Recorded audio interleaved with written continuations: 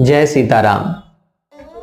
चित्रकूट में रहते हुए राम जी ने प्यारे साथियों बहुत सारी लीलाएं की और फिर आगे की ओर वे प्रस्थान करते हैं। महर्षि अत्रि और माता अनुसुईया के आश्रम में प्रभु पहुंचते हैं।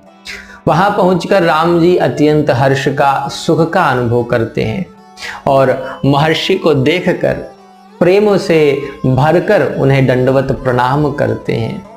महर्षि भी जब राम जी को देखते हैं तो गोस्वामी जी लिखते हैं कि पुलकित गात अत्रि उठी धाए।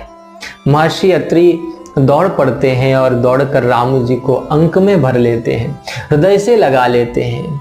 न महर्षि अत्रि के मुख से कुछ निकलता है और न राम जी के ही। समय जैसे थमसा जाता है, दोनों के नेत्रों से खूब प्रेम रस बरसता है और सारा अरण्य, सारा वन प्रांत प्रेम रस में डूब जाता है। कभी कभी लगता है प्यारे साथियों कि भगवान वास्तव में कितने दयालु और करुणा के सागर हैं। हम ही हैं जो उनकी दयालुता को समझ नहीं पाते। अरे त्रिलोकी के नाथ होकर भगवान रो रहे हैं, अपने भक्त से लिपट कर भगवान रो रहे हैं। ठीक वैसे ही जैसे बच्चे से लिपट कर माँ रोती है। कैसा अद्भुत मिलन है और कैसा अद्भुत वर्णन गोस्वामी जी ने किया है कि पढ़ते पढ़ते प्रायः भाव समाधि लग जाती है। प्यारे साथियों, भाव समाधि लग जाती है। गोस्वामी जी आगे लिखते हैं कि देख ही राम छवि नयन जुड़ाने। आप देखें कि यहाँ पर गोस्वामी जी जुड़ाने शब्द का प्रयोग करते हैं और इसके पीछे जो उनका भाव है वह भाव प्यारे साथियों अद्भुत है। जब गोस्वामी जी यह कहते हैं कि महर्षि ने जब राम जी को देखा तब उनके नेत्रों ने शीतलता का अनुभव किया, तो मानो वे जीवन की सत्यता से हमको और आपको अवगत कराते हैं। वे हमको यह बताते हैं कि हमारे नेत्र जो निरंतर विषय वासनाओं को देखने के अभ्यस्त हो गए हैं, उनको शांति तभी मिलेगी जब वे राम जी का दर्शन करेंगे। हाँ, वो बात अलग है कि हमारी मान्यता है कि हमारे नेत्रों को सुख जगत को देखने से ही मिलेगा, जगत की वस्तुओं को देखने से ही हमारे ये नेत्र सुखी होंगे।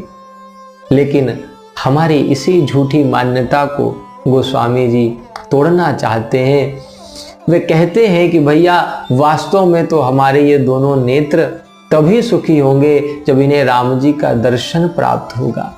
जब तक ये हमारे नेत्र रूपी भंवरे राम जी के मुख कमल के मकरंद का पान नहीं कर लेते, तब तक ये प्यासे ही रहेंगे, तृषित ही रहेंगे। इनकी तृष्णा तो राम के दर्शन पर ही शांत होगी, समाप्त होगी।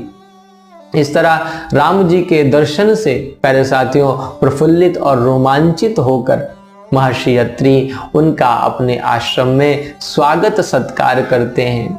तत्पश्चात उनका हर प्रकार से पूजन करके फिर गदगद वाणी से महर्षि राम जी की स्तुति करते हैं। महर्षि द्वारा की गई प्रभु की स्तुति अत्रिस्तव नाम से प्रसिद्ध है, जो कि नग स्वरूपिणी छंद में रचित है। यहाँ नग से तात्पर्य है पर्वत से। नग माने पर्वत, नग पर्वत को कहते हैं। और क्योंकि यहाँ से आगे की जो राम जी की यात्रा है, आप देखें कि उस यात्रा में बराबर आपको पहाड़ और वन देखने को मिलेंगे। यहीं से महर्षि के आश्रम से ही राम जी की पहाड़ी यात्रा की जो है शुरुआत होती है। इसीलिए गोस्वामी जी ने यहाँ नग स्वरूपिणी छंद का प्रयोग किया है, जिससे कि राम जी के आगे की यात्रा का जो है हमको बोध हो जाए। कैसा अद्भुत छंद है और कैसी अद्भुत स्तुति है। प्यारे साथियों, महर्षि भरे हुए नेत्रों से हाथ जोड़कर कहते हैं कि नमामि भक्त वत्सलम कृपालुशील कोमलम भजामि ते पदाम्बुजम अकामि नाम स्वधामदम। हे भक्त वत्सल, हे कृपालु, हे कोमल स्वभाव वाले मेरे प्रभु, मैं आपको नमस्कार करता हूँ। निष्काम भक्तों को अपना परम धाम देने वाले हे मेरे प्रभु, मैं आपके चरण कमलों को निरंतर भजता हूँ। महर्षि आगे कहते हैं कि निकाम श्याम सुंदरम भवाम्बुनाथ मंदरम प्रफुल्ल कंज लोचनम मदादि दोष मोचनम। हे प्रभु, आप कितने सुंदर हैं, अर्थात आपके सौंदर्य की इस पूरे त्रिलोकी में कोई भी उपमा नहीं है। आपके नेत्र फूले हुए कमल के समान है, जिसका ध्यान इस असार संसार के आवागमन से जीव को सदा के लिए मुक्त करने वाला है। लेकिन प्रभु, महर्षि कहते हैं कि आप जितने सुंदर और कोमल हैं उतने ही असुंदर और कठोर भी।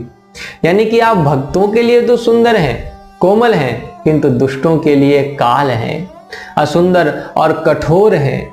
हे प्रभु, आपकी लंबी भुजाओं का पराक्रम और आपका ऐश्वर्य अप्रमेय है, बुद्धि से परे है। आप तर्कस और धनुष बाण धारण करने वाले तीनों लोकों के स्वामी हैं प्रभु। सूर्य वंश के भूषण महादेव जी के धनुष को तोड़ने वाले, मुनिराजों और संतों को आनंद देने वाले तथा देवताओं के शत्रु असुरों के समूह का समूल नाश करने वाले हैं। हे प्रभु, मैं आपको नमस्कार करता हूँ, नमस्कार करता हूँ। प्रलंब बाहु विक्रमम प्रभो प्रमेय वैभवम निशंग चाप सायकम धर्म त्रिलोक नायकम दिनेश वंश मंडनम महेश चाप खंडनम मुनिंद्र संत्र रंजनम सुरारि वृंद भंजनम। इस प्रकार बड़े ही सुंदर शब्दों में, भाव में प्यारे साथियों महर्षि अत्रि राम जी की स्तुति करते हैं।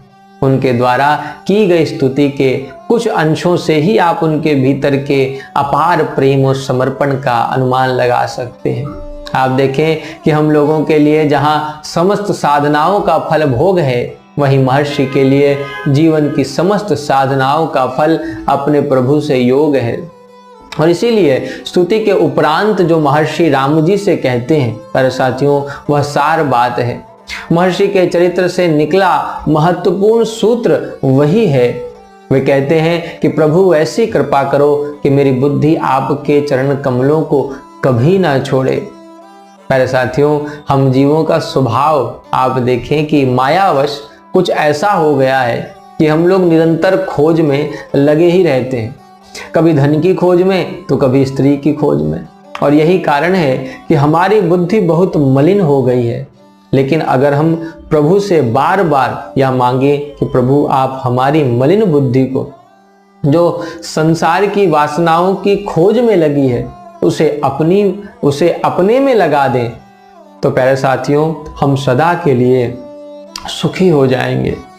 अगर हम प्रभु से कहें कि प्रभु ये शरीर इंद्रियों के अधीन है, इंद्रियां मन के अधीन है, मन बुद्धि के अधीन है, और यह बुद्धि प्रभु ऐसी कृपा करो कि आपके अधीन हो जाए, तो प्यारे साथियों हम सदा के लिए फिर मस्त हो जाएंगे, आप्त काम हो जाएंगे। और यही बात आप देखें कि भीष्म स्तुति में भी जो है आती है। मृत शैया पर पड़े हुए पितामह भीष्म भी भगवान से यही कहते हैं कि प्रभु मैं अपनी इस बुद्धि को आपके चरणों में समर्पित करता हूँ, क्योंकि तभी इसका कल्याण संभव है, तभी इसका कल्याण संभव है। इस तरह ईश्वर से मुझे लगता है कि अगर हम संसार की तुच्छ और नाशवान वस्तुओं को मांगने के बजाय यह मांगे कि प्रभु हमारी बुद्धि को संसार से मोड़कर अपनी ओर कर दीजिए, तो प्यारे साथियों हम सदा के लिए सुखी हो जाएंगे, दुखों के पाश से मुक्त हो जाएंगे। तो महर्षि अत्रि और राम जी के मिलन का यह प्रसंग जिस पर आज हमने चर्चा की, प्यारे साथियों अद्भुत है। आप सभी मानस के अरण्य कांड में वर्णित प्रभु और महर्षि के मिलन के इस प्रसंग को जरूर पढ़ें और कमेंट के माध्यम से अपने भावों को हम तक अवश्य पहुंचाएं, ताकि हम भी आपकी उस भावधारा से जुड़कर धन्यता का अनुभव कर सकें। आप लोगों से फिर मुलाकात होगी ऐसे ही किसी अगले वीडियो में। तब तक के लिए जय सीताराम।